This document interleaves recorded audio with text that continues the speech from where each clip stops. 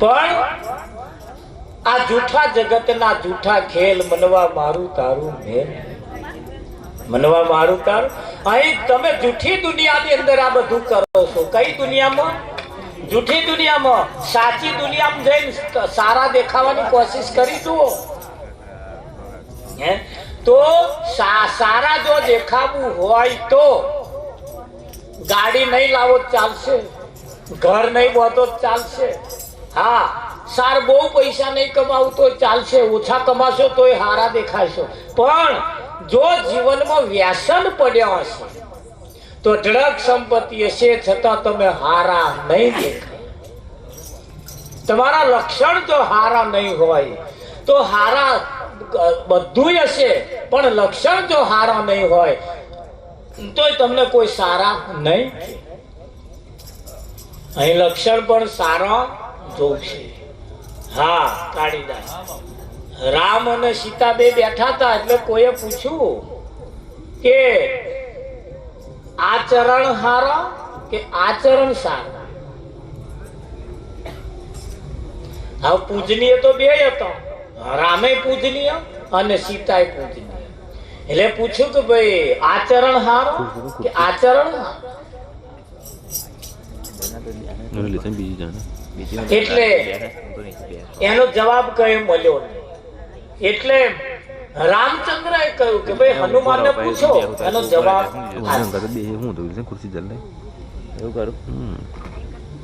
એટલે હનુમાને કહ્યું કે ભાઈ આચરણે સારા નથી અને આચરણે સારા નથી. સારા શું છે? આચરણ. ખરું બાપુ, શું જોવે? આચરણ. આચરણ ગમે તેટલો પૂજનીય હશે પણ તમારો આચરણ જો હારા નહીં હોય તો આ પૂજનીય ચરણ હશે તો એ શું કરવાનું? એટલે આપણે શું જોવે? આચરણ હારા જોઈએ. ભાઈ હોય કે બોનું, બેનો આચરણ જો સારા હશે તો એ સારા દેખાશે, અને આચરણ જો સારા નહીં હોય તો સારા હશો છતાં ખરાબ દેખાશે.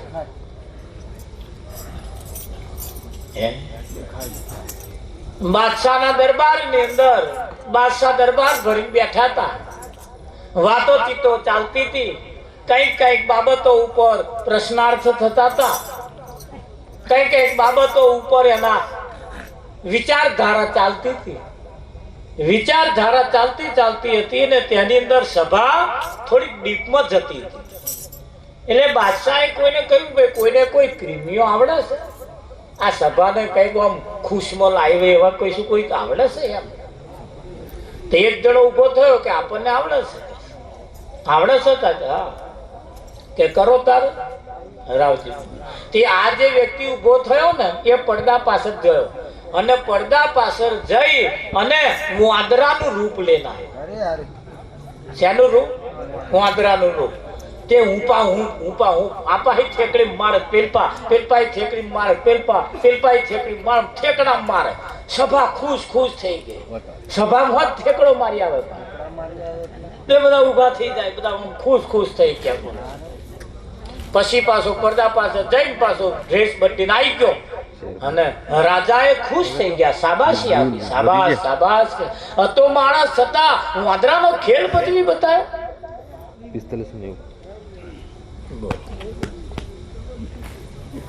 હતો માણસ છતાં વાંદરાનો ખેલ ભજવી બતાવ્યો. એને 5 સોના મોરો ઇનામ આપ્યો. રાજાને કહ્યું કે એને 5 સોના મોરો ઇનામ આપ્યો. સભાની અંદર આ દ્રશ્ય જોઈ બીજા કોઈને ઈચ્છા થઈ કે હું એક પાત્ર ભજવી બતાવું. કે બોલો, તમે ભજવી બતાવો. પડદા પાછળ ગયો અને આખલો બનીને આવ્યો. શું બનીને આવ્યા? આખલો બની. આખલો બનીને આવ્યા તે રાજાના સિંહાસન સામે બેઠો આમ કરે અને જે તાક્યો લાલ ઘૂમ આંખો કરી નાખે અને ફૂફાડા મારે. એવું કરે ફૂફાડા મારે. જે કદી મારી ભેઠી સાહેબ તે રાજાનું સિંહાસન તોડી નાખ્યું અને રાજાને ઊંચા કરી નાખે પછાડ્યા. રાજાને ફજેટી દીધા, સિંહાસન તોડી ફોડી નવરું કરી નાખ્યું. આટલું જ કર્યું અને બસ પડદા પાસે જતો રહ્યો. પછી પાછો મોણ આખલાનું રૂપ બદલીને પાછો મોણ થઈને આવીને બેઠો, બે હાથ જોડીને બેઠો. બધા દરબારીઓ ઊભા થઈ ગયા. ઊભા થઈને રાજાને ઊભા કર્યા. નવું સિંહાસન પાછું બીજું ખુરશી જેવું લાવી બેહાડ્યા. રાજાને વાગ્યું નહીં કરે. કોઈ પગ દબાવે, કોઈ હાથ દબાવે, કોઈ માથું દું, આ બધું કરે. બેહાડ્યા. પેલાને બધા ગોદા મારો, આવું કરો, આવું કરો, આવું કરો.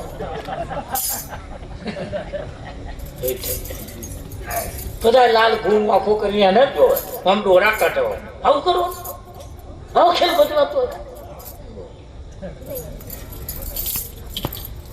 રાજાએ 10-15 મિનિટ જેવું બધું હોંભરે રાજા.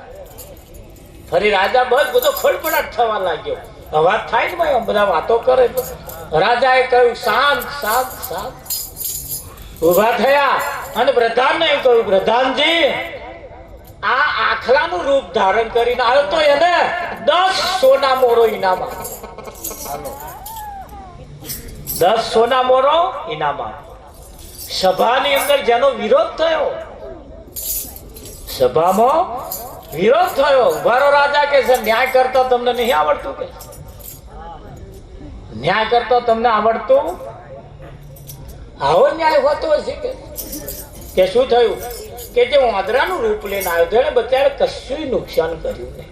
આ ઊંપા કરીને જતો રહ્યો. એને તમે 500 ના મોરો ઇનામ અને આખલાનું રૂપ ધારણ કરીને આવ્યો. એક તો તમને પછાડ્યા, એક તો તમને ઉછાળ્યા, એક તો તમારું સિંહાસન તોડી નાખ્યું, એક તો તમારી સામે તાક્યો. આટલું બધું નુકસાન કર્યું છતાં એને 10 ના મોરો ઇનામ. આ તો ન્યાય છે કે ન્યાય છે કે તમારું? એટલે પાછો વિરોધ થવા માંડ્યો, કલાહોર થવા માંડ્યો. રાજાએ કહ્યું શાંત થઈ જાઓ. એટલે રાજાએ કહ્યું જે વાંદરો બનીને આવ્યો તો એ ધ્યાન રાખજો, હવે આમાં આપણો નંબર આવશે. જે વાંદરો બનીને આવ્યો તો એ ખાલી દેખાવે વાંદરો હતો. વાંદરાના લક્ષણ કેવા હોય? આમ દોત્યા કરે કે ના કરે? એ કઈ દોત્યું જ કરી જ નહીં. હે કર્યું કે? હા, વાંદરાની આગળ રાજા હોય તોય શું, પ્રજા હોય તોય શું. એને રાજા જેવું હોય જ નહીં. આ તો એને રાજા જોયો. રાજા એને દોત્યું કર્યું? કઈ પૂછો કે આમ કર્યું એને કે ના? આ ઊંપા કરી ગયા. રાજા રાજી કરવા આવ્યો તો ત્યાં. અને આખલો બનીને આવ્યો તો એ દેખાવે આખલો, રૂપે આખલો જેવો, એનો સ્વભાવે આખલા જેવો, એના ગુણે આખલા જેવો. આખલો કેવો હોય કે એની સામે જે આવ્યો બેઠી મારી પાડ દે, ચાહે રાજા હોય તોય શું, ચાહે પ્રજા હોય તોય શું.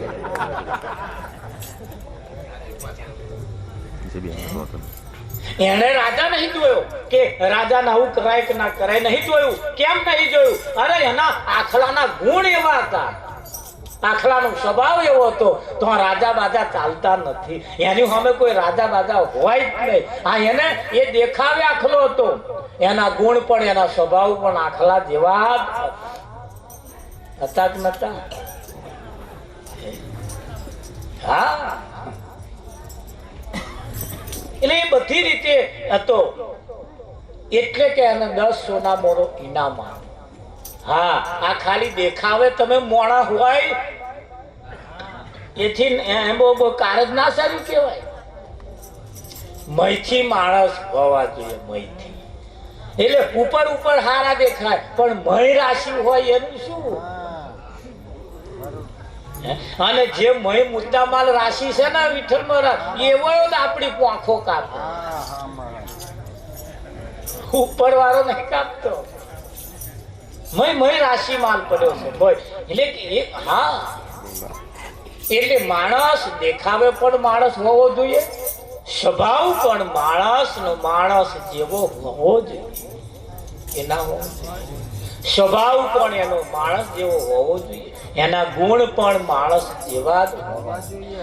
જો માણસ હોય તો ન ખાવા જેવું ના ખાય, ન પીવા જેવું ના પીવે, હે બેહવા જેવું હોય તો બેહે, બોલવા જેવું હોય તો બોલે,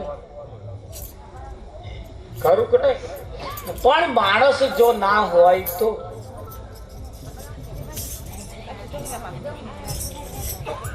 માણસ હોવા છતાં ન ખાવાનો ખોરાક ખાતા હોય તો એ પશુ જેવા, માણસ હોવા છતાં પશુની યોની ભોગવે છે.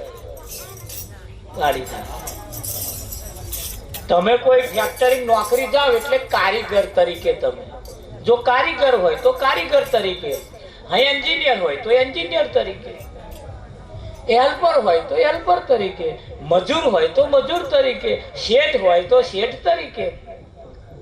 એના તરીકે આપણે 8 કે 12 કલાક એમાં રહીએ તો લગીન કારીગર હોય કારીગર અને મજૂર નું કામ કરે તો એને કારીગર કહેવાય ને, કહેવાય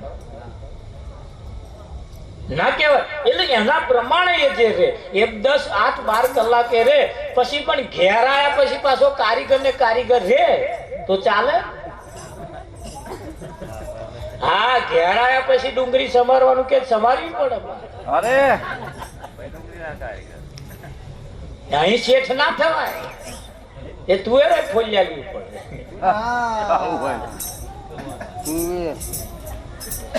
તે ના ફોલિયાવી પડે. હા, અમારે પેટલાદમાં એક ઉચ્ચ પોસ્ટ ઉપર એક ભાઈ હતા, ઉચ્ચ પોસ્ટ ઉપર રાવજી મહારાજ. હા, પણ એ તો આગળ 5 વાગે ને તો લગીને ઓફિસમાં બેલ મારે, પાણી આવે, બેલ મારે, નાસ્તો આવે, બેલ મારે, જમવાનું, હા બેલ મારે બધું. 5 જ મિનિટ મળવાનું, 10 જ મિનિટ મળવાનું, બહુ મળવાનો ટાઈમ નહીં એમની જોડે, એટલે બધા. પણ ઘેર આવે ને તો એમનો ઘરવાળા લુગડા ધોવે અને એવા હુકવે. આ પણ 2 જણા હતા, મદદ કરતા. અમે એક દાડે એમને મળ્યા, વિઠ્ઠલ મહારાજ, તમે આટલી ઊંચ પોસ્ટી ઉપર છે છતાં કે જો ભગત એ કઈ જગ્યા ઉપર છે. ઘેર આવ્યા પછી આપણે ગૃહસ્થ જીવન જીવીએ છીએ. કેવું જીવન જીવીએ છીએ? ગૃહસ્થ જીવન જીવીએ છીએ. અરે સમય પ્રમાણે આપણે આપણી ફરજને સમજીને અમુક કામ કરી લેવો પડતો.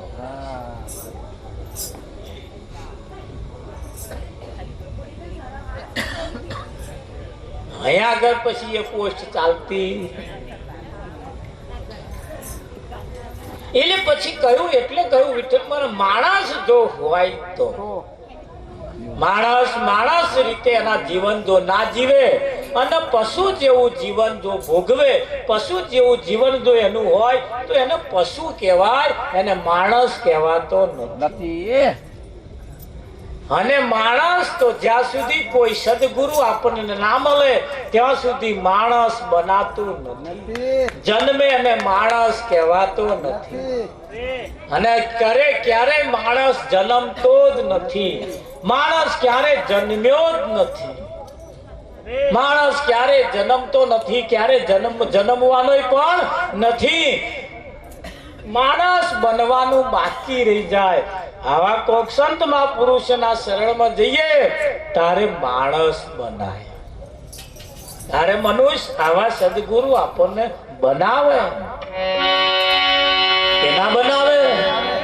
હા, આજે ઓને લૂટું,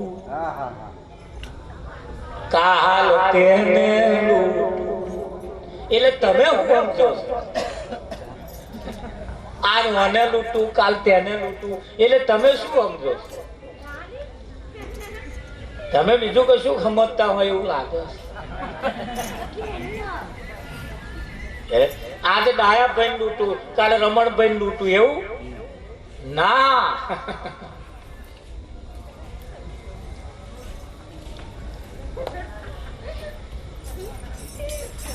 આજે ઓને લૂટું, કાલ બીજું કશું લૂટું. લૂટ નો ધંધો ભોગો. લૂટ નો ધંધો કેવો? હાય મારો પૈસો ભેગું કર કર કર કર કર કર લૂંટનો ધંધો. અને એને કહ્યું જેમ કૂતરા હોય કૂતરું અડકયું થાય એટલે ના જાય જાય. અરે એની આગળ તો ખુલ્લો મેલાય જ નહીં. બગાડ કરે કરે કરે કરે કરે ને પણ કરે. પણ જ્યારે કોઈ એવા વ્યક્તિના સાથે કૂતરું પણ જો ભરાઈ જાય ને, અરે એનો સ્વભાવ પણ કૂતરા ભૂલી જાય છે. માણસ ભૂલતો નથી. માણસ અડે તો નડે. માણસ અડે તો નડે. અહીંયા આપણે આપણો સ્વભાવ ભૂલવાનો છે. આપણો સ્વભાવ ભૂલવાનો ખરું કે નહીં? અને એટલે એ સ્વભાવ ભૂલવા માટે સંતોના શરણમાં આપણે જવું પડતું હોય. અને સંતો આપણને સ્વભાવ ભૂલાડે, એ આપણને સાચો રાહ બતાવે. કેવો હે જિંદગીના ચોપડામાં સરવાળો મારજો.